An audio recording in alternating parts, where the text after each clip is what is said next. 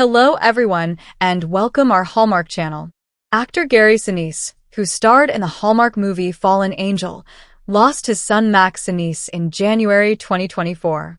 In a new interview with People, Sinise opened up about his son's journey with cancer, his decision to leave acting, and revealed what has helped him heal.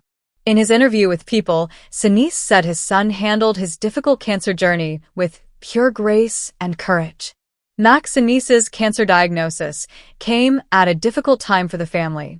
Sinise explained his father had experienced a stroke and was in intensive care for a month.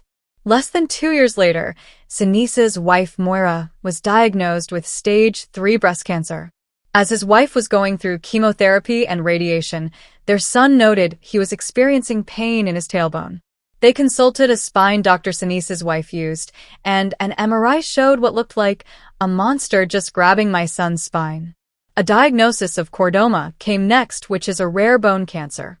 Surgery initially seemed successful, but in May 2019, his cancer had returned.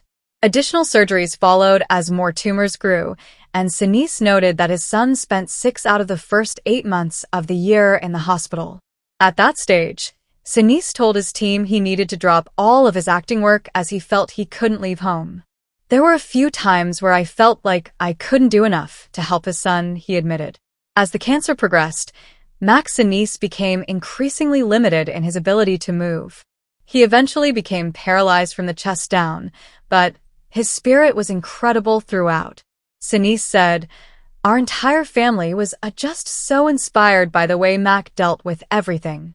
As his mobility became more restricted, Max Sinise turned his attention to his passion for music. He started working on music he had created while in college, and within a matter of months, he was in a studio with a school friend, having an orchestra record it. Sinise and his family heard his son's piece, Arctic Circles, for the first time as the orchestra recorded it. That prompted a decision for the family to leave California and move to Nashville, Tennessee, where a full album was recorded. Max Sinise finished recording the album on his 33rd birthday in November 2023. He couldn't have had a better birthday. He was so happy that day, Sinise recalled. At the end of December 2023, they had a party where they listened to the music and watched the videos that had been made with it. He was struggling, but he was happy, Sinise recalled. 2 days later, the actor noted, he had to take his son to the hospital. Less than a week after that, Max Sinise died. "I know Mac was at peace at the end.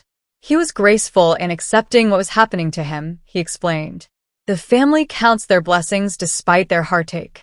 After his son's death, Sinise found more music created by his son, and a second album was created.